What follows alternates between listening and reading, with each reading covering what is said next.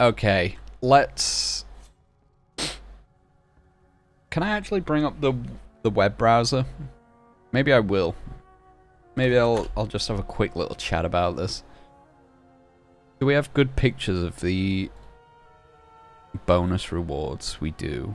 Oh, we've got really good pictures. Oh, thank you, Wowhead. This looks amazing.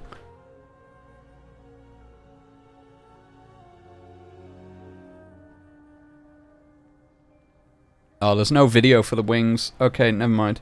I'll still do it anyway. Let's bring up the browser window. Where are you? What are we looking for? Window capture, probably. Great, new window capture 2. That's not what I want. Chrome. That's kind of what I want. Alright, let's... Thank you, Wowhead, for this. I appreciate it. Let's move you over here. Let's talk about Dragonflight. Dragonflight is the next World of Warcraft expansion that's coming out this year, apparently. The pre-orders have gone out, and it says to be released on or before December 31st, 2022. Nobody expected this, because we're still in Season 3 at the minute of Shadowlands. We're on the final patch, but they're adding a Season 4, which I'm assuming is coming out in the next month or two. Who knows? That should be coming out soon, though. So we've still got a while. Shadowlands definitely missed a patch of content. Because there's, from the looks of it, just with how, like, Sepulchre at Zereth Mortis raid, what's it called? Sepulchre of the first ones? Right, the other one is Sanctum of Domination. Yeah, Sepulchre, Anduin was, like, touted as the last boss. But he was, like, he was a checkpoint in the raid. And it looks like Anduin should have been the last boss of the last raid. And the Jailer should have been the last boss of this raid, but Anduin's the 7th boss of this raid, and the Jailer's like the 10th. So it looks like they've had to condense the story a little bit, and cut some content. It happens, whatever. I mean, Shadowlands was a shit show, so I'm kind of glad that they did.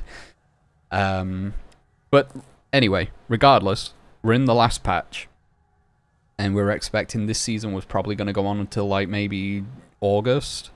July, August, September, something. And then the Season 4, same content, but new rewards and stuff like that, new modifiers. That would take us through to maybe April next year, something like that. But no. No, it's definitely coming out this year, bar any delays. So I'm kind of concerned. It seems a bit quick. I don't want them to rush Dragonflight, because I think I think I'm in the same boat as a lot of other people. And we keep saying it every expansion. Legion is a last-ditch effort for World of Warcraft because Warlords of Draenor was so terrible. Legion was amazing. It had its problems, but yeah, it did a good job. Battle for Azeroth was awful in different ways to Shadowlands, and because Battle for Azeroth was so bad, people were saying, oh, Shadowlands is a last-ditch effort for Blizzard to get World of Warcraft back on track. Shadowlands sucked, and now once again we're saying, oh, Dragonflight is a last-ditch effort to get World of Warcraft back on track. And it feels like one of them things that will just continue until the day we die. But there's got to be a diminishing return somewhere, and I'm worried that we're over that hill. I don't think Blizzard can keep putting out bad content and just expect people to come back every expansion when they release a new one. I mean, they might. People might buy the box, the game itself, but it's really that monthly revenue that they want, right? They want their however many million players to be paying monthly. It's fine selling an expansion for, like, forget how many, like, BFA sold. It was like 3 million or something. Or a decent amount of copies, but that's 3 million copies. And then if people leave, you've got no more money coming in after that. And it's still a lot of money. Yeah, you know, it's a lot of bloody money. But yeah, Blizzard want their monthly users. They want the money out of their monthly users. They want them to keep coming back, keep putting money in the pot. Which, like I say, I'm concerned. Because if Dragonflight is bad, how many straws is it going to take to break the camel's back? There will be a line somewhere where people just give up. And people have already hit that line. There's a lot of people with no patience. I don't want to say no patience. They've got a perfectly normal amount of patience, and they feel like they're getting dicked about by Blizzard and World of Warcraft, and they've just not returned. And I hope Blizzard are aware of that fact, especially with their lawsuits and everything last year. The company name is in the mud. And for good reason. And they've just re-elected Bobby Kotick as the board of directors for Activision Blizzard as well.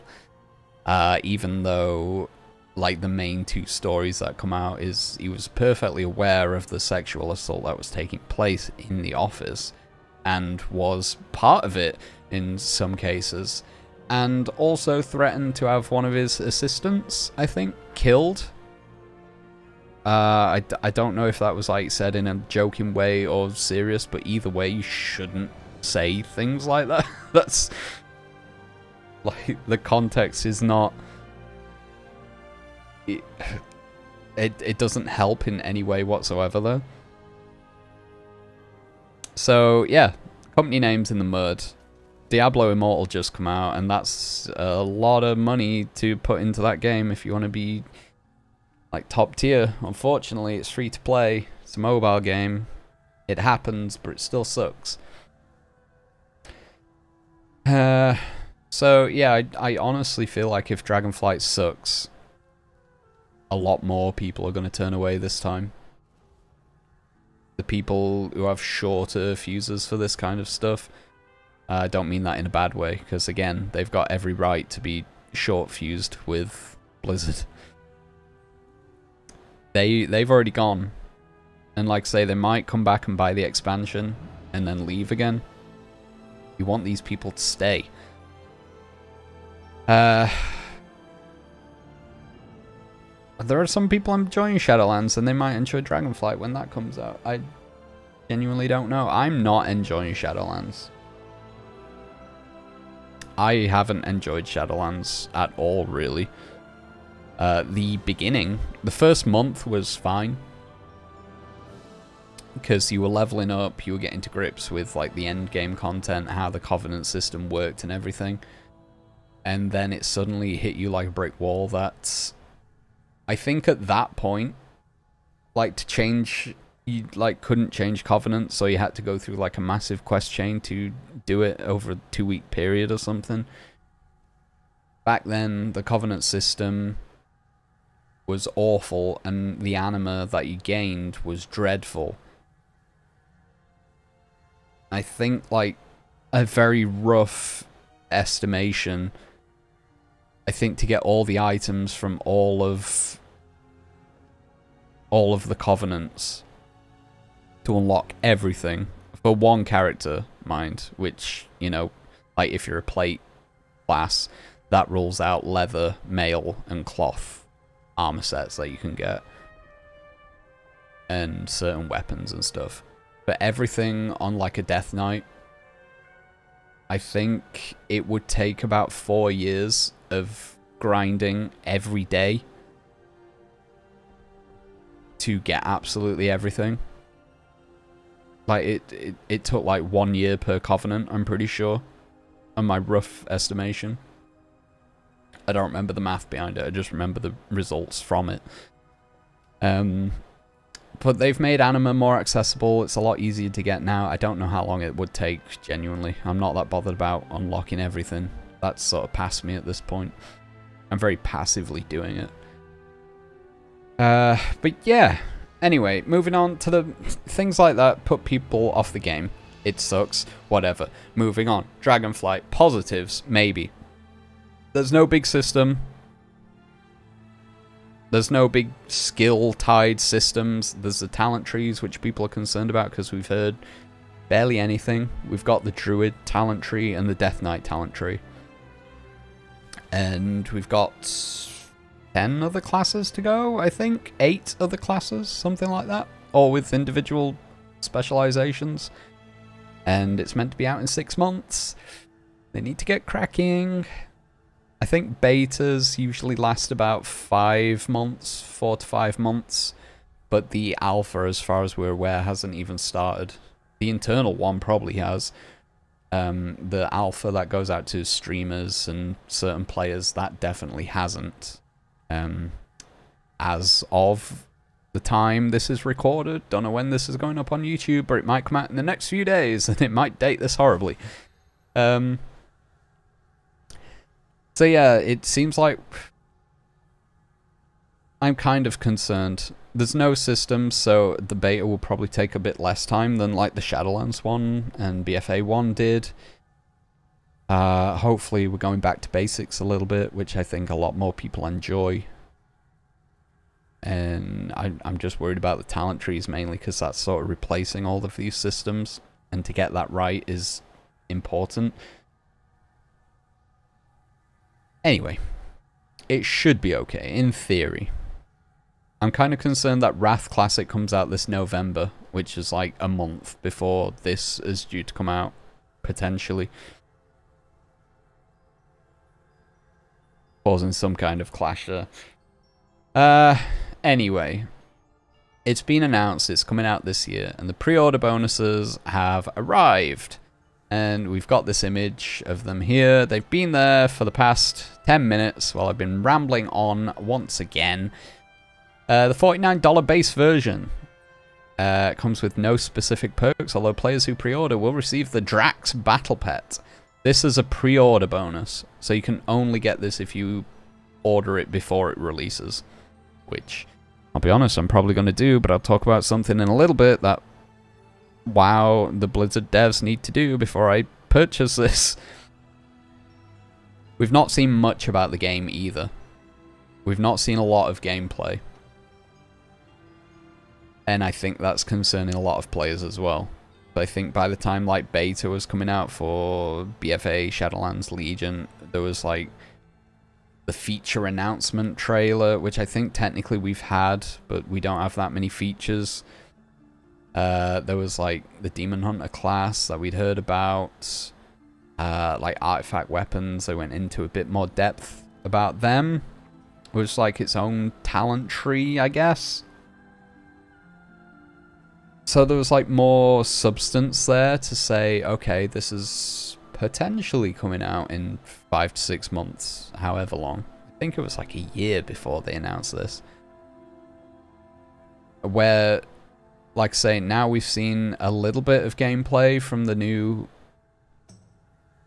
class race combo that's coming out, the Draxthea race and the Evoker class. We've seen a little bit about them. No like specific spells really.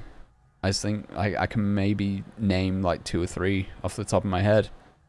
They're getting a DPS spec and a healing spec. But like dragon riding, we've not seen much on. Like we've seen the animation and the twisty barrel rolls that they were doing in one of the zones, which was kind of neat, but there's like meant to be, you're meant to upgrade that over time as well. We've not really seen much about that. The zones, I don't think we've seen all of them. I think we've seen screenshots of 2 or 3 of them and like a quick run through one of them, maybe 1 or 2 of them. So unless they're keeping things very close to their chest, it doesn't seem like there's much to go on. But anyway, maybe it'll be doable. So Drax is a pre-order bonus, which I'm not crazy about doing because we don't know much about the game yet. Maybe in time I will. He also gets his own mount when you mount up, I guess. That's great. Heroic, so that's the 49, that's the base version. That's $50 for just the expansion, which I think is a price increase from like 40. Heroic Edition is $70. And that comes with a mount and another pet. The mount is gorgeous. It's an emerald dragon that's like covered in leafy foliage. We get a Murloc pet as per usual.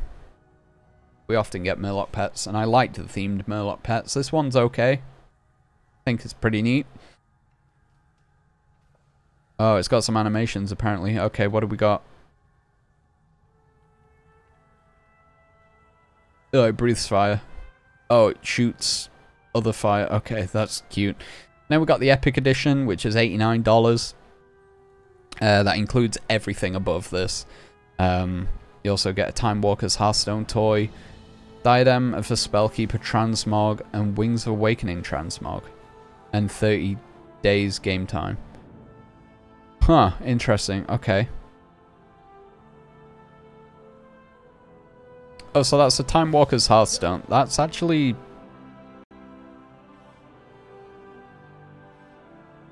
Spell effects are cool, but... Okay, it's not that impressive. The Diadem of Spellkeeper is a head slot transmog fit for spellcasters. Okay, so you get a cosmetic helmet.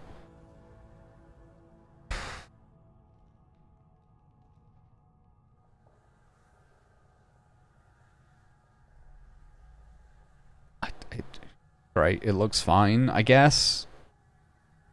And now this is the bit that worries me. This is the coolest part, and they're obviously trying to get you to buy the most expensive thing, because they put the coolest things. You get these wings that you can have.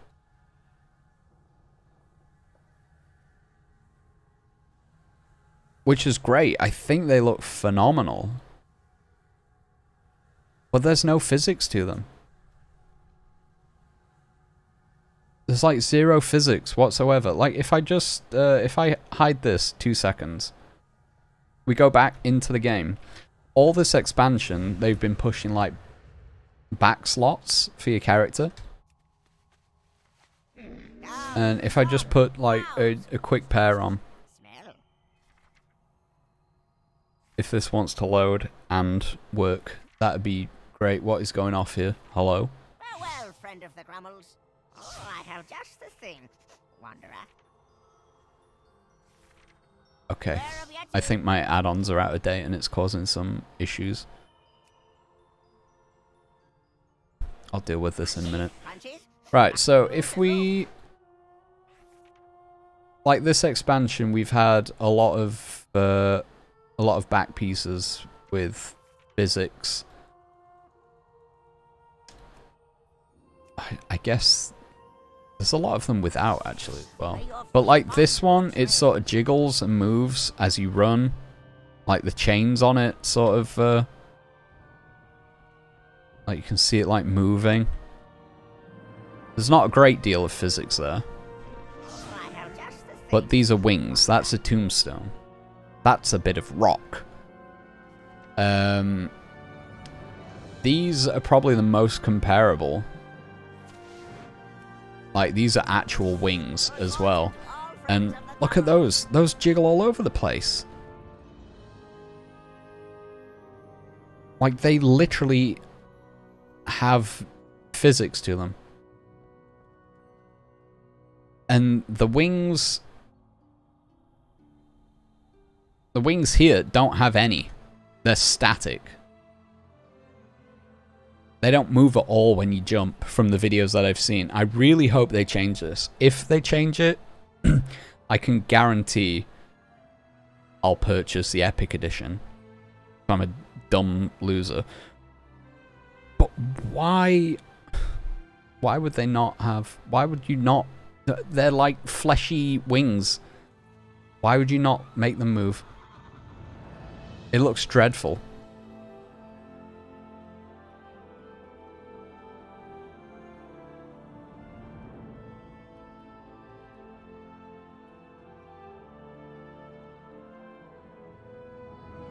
I forget, I think it was Adam Schwaggins on Twitter that put the video up.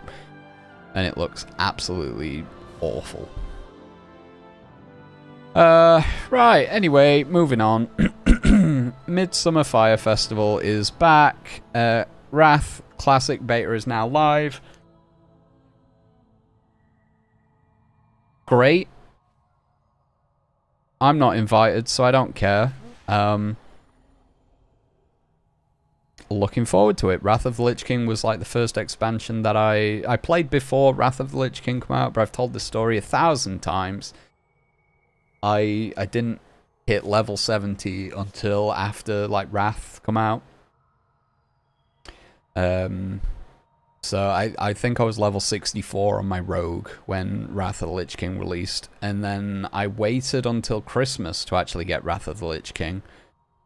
I got it like a month later because it was my parents buying it for me back then. And that's when I made a Death Knight. And haven't looked back since.